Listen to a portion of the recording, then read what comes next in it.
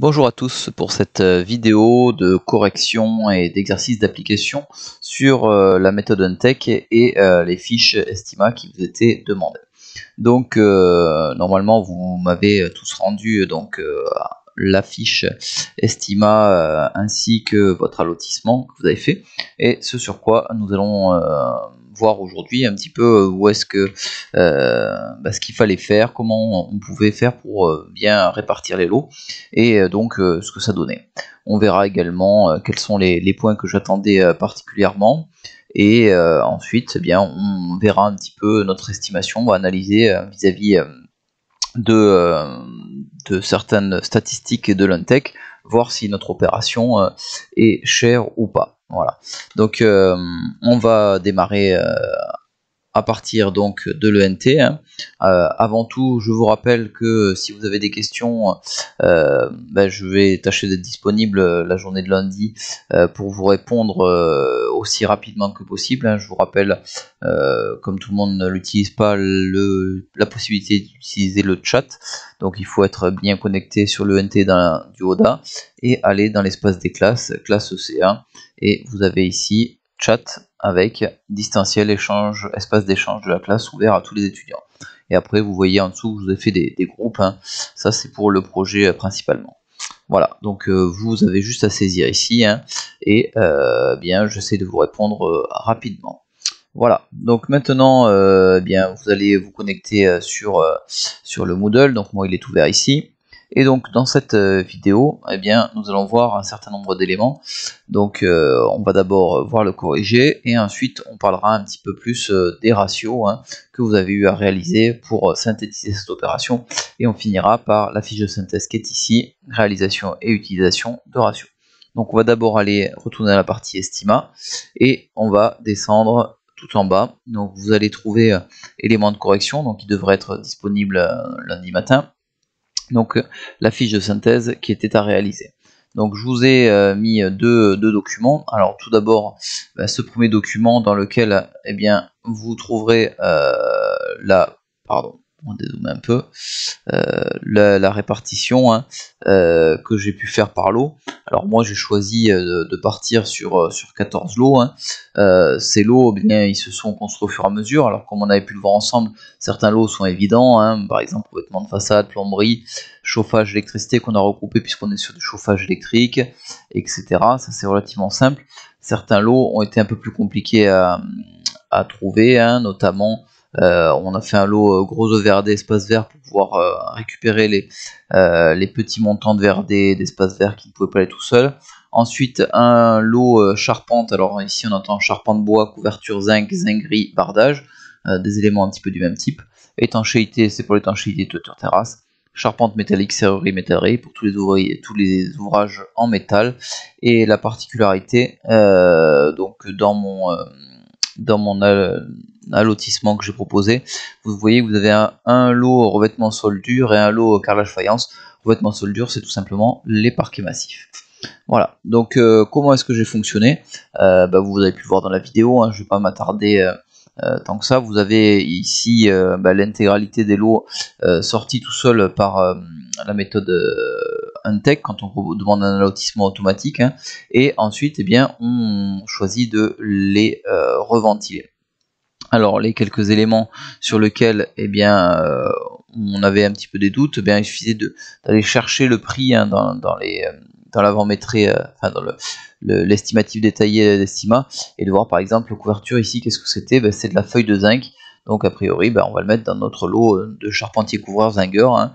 On va également mettre les descentes d'eau pluviale, les bardages qui ici sont du bardage zinc en continuité de la toiture qui viennent ici, et les vêtures isolantes qui sont également un système de bardage qui est en fait l'isolation derrière le bardage métallique. Donc voilà pour ce lot charpente, couverture, bardage, zinguerie, pour un total de 22 203 €, etc.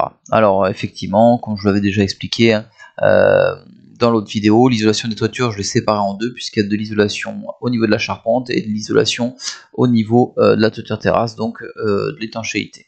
Également, éclairement et ventilation en toiture, c'est des fenêtres de toit Skydome qui sont sur la toiture terrasse, donc qui vont aller plutôt sur ce lot là également.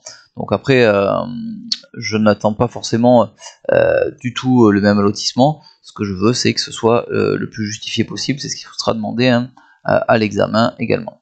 Donc je vais passer à la page suivante, donc la fiche de synthèse à proprement parler. Alors élément important dans la fiche de synthèse, hein, vous devez absolument indiquer effectivement la catégorie de bâtiment que vous avez considéré, le département dans lequel on est qui calcule automatiquement le coefficient de zone, la date de votre estimation avec le BT01 correspondant qui permettra de refaire des actualisations. D'ailleurs je m'aperçois qu'il y a une erreur dans mon corrigé. Hein. Ici il faut bien indiquer date valeur juillet 2020. Donc ici la répartition par grande fonction, donc qui permet d'avoir une répartition, de voir la cohérence. Hein. On est l'infrastructure est relativement faible puisque on est sur des semelles superficielles, on n'a quasiment rien en infrastructure, donc volume de transition, il n'y a pas de partie souterraine. Le plus gros étant la partie structure et équipement, hein, qui ont presque enfin pas tout à fait des poids égaux, mais voilà, pour un total de 656 071 €, avec mes choix, hein, vous n'avez peut-être pas la même. Ensuite, concernant effectivement la répartition par lot, on retrouve les montants ici, hein, tout simplement, pas de difficulté. Le ratio SP, eh bien tout simplement, on va revoir les ratios, mais je prends ce montant-là et je divise par ma surface de plancher que j'ai saisie en début, hein, que l'on retrouve ici par 326, donc 240 652 divisé par 326 mètres carrés, ça fait 738,20 € par mètre carré, ce qui permettrait hein, de comparer avec d'autres opérations. Alors c'est plus ou moins pertinent de le faire pour tous les lots, mais voilà, grâce à Excel, hein, on peut faire immédiatement tous les lots, ce qui est intéressant quand même. Également ici on voit la répartition en pourcentage de chacun qui était demandé. Hein. Donc comment on fait le pourcentage? Eh bien on prend cette valeur, hein, on prend le montant du lot et on le divise par le total ici.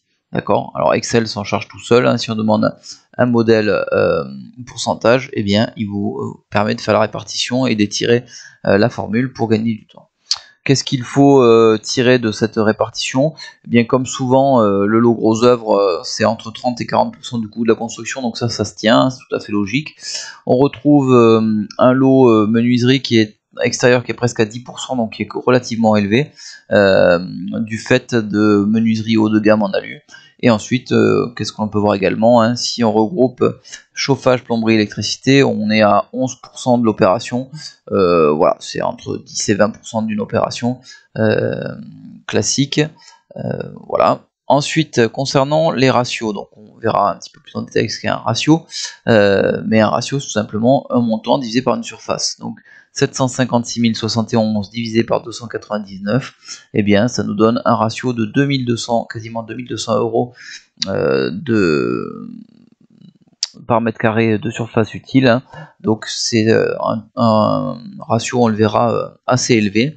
On retrouve également le ratio de surface de plancher aux alentours de 2000 €, hein, donc qui est même très élevé, un ratio de surface habitable à 2500 € quasiment. Donc on est sur une opération, on va le voir en comparant avec les chiffres de la méthode, d'une analyse de l'Untech, hein, qu'on est sur des montants très élevés hein, pour cette opération. Ratio de Schwann également, l'ancienne surface réglementaire qui peut être utile. Et ici vous avez quelques ratios, donc 52,71 €, eh bien c'est le montant du lot façade divisé par la surface de façade. Et là c'est un ratio généré automatiquement par Estima, je ne sais pas exactement son contenu, donc on va un petit peu l'oublier. Et enfin ici le ratio DB, hein, c'est le montant du lot qui est ici, donc du lot menuiserie extérieure, 61 108,97 € divisé par 77 mètres carrés, la surface totale DB, que ce soit des fenêtres ou des portes hein, extérieures, et donc on arrive à quasiment 800 € par mètre carré, ce qui est aussi assez élevé. Les rendements, c'est tout simplement un calcul entre deux surfaces, hein, surface habitable divisée par surface hors œuvre nette, donc c'est cette surface divisée par celle-là, qui permet de voir si on utilise bien notre espace, hein, et celle-là qui est relativement intéressante, surface habitable sur surface de plancher, qui permet de voir également l'espace pris par les circulations et autres surfaces entre guillemets perdues, mais ça n'est jamais réellement perdu. Ça permet d'optimiser un petit peu nos opérations. Donc ici on a 80%, 81% exactement hein, pour cette valeur-là. Voilà, donc si on compare maintenant, on va essayer de comparer cette valeur-là à bien des valeurs de l'Untech, donc des valeurs moyennes en fait, hein, je dis de l'Untech, mais c'est des valeurs moyennes que l'on retrouve dans les marchés. Donc je reviens sur le site et vous allez trouver ici coût de construction de logement. Donc coût de construction de logement, voilà. Donc une étude qui est réalisée en 2015. Alors je vous ai mis l'index BT01. On le verra un petit peu plus tard, mais l'index BT01 permet de faire des actualisations. Donc on va pas rentrer dans le détail, hein. Juste savoir que bien l'étude que vous avez là n'est pas tout à fait valide pour le moment, hein. Si je veux eh bien la rendre utilisable et comparable à nos 2000 euros de surface de plancher, eh bien je dois absolument actualiser les montants qui me sont proposés là. Donc si on se base sur les montants qui vous sont proposés directement sans prendre en compte la date, on voit que eh bien le hors travaux d'adaptation au sol, donc ici, hein, donc c'est-à-dire sans les fondations spéciales, la démolition, etc., les terrassements et les aménagements extérieurs, donc on est plutôt à comparer ici. Le ratio médian pour du logement collectif, c'est 1014 euros. Donc si on compare à notre valeur que je n'ai pas ouvert, mais qui est à alors une minute, qui est à pour notre opération 2000 et quelques, hein, 2000, voilà, ça s'ouvre, voilà, qui est à 2012,49 €. On voit que l'on est très élevé, presque le double, hein. Si on revient à notre étude ici, eh bien on s'aperçoit qu'on est autour des valeurs, maximum, même dépassées. Donc notre opération est extrêmement chère, hein. Même si, je le rappelle, hein, attention, là on est sur une étude de 2015 et notre estimation est en 2020. Il faudrait faire ce qu'on appelle une actualisation de prix, mais je ne vais pas rentrer dans ce détail pour cette vidéo et pour le moment. Donc on y reviendra dans l'année, surtout l'année prochaine, mais quoi qu'il arrive, hein, notre opération est très chère. Voilà, donc c'est ce qu'il faut conclure là-dessus.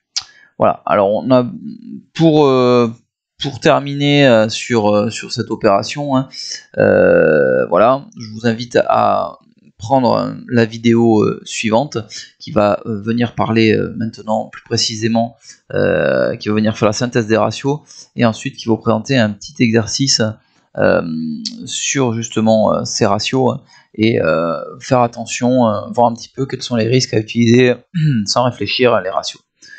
Voilà, donc je vous invite à suivre la deuxième vidéo qui vient.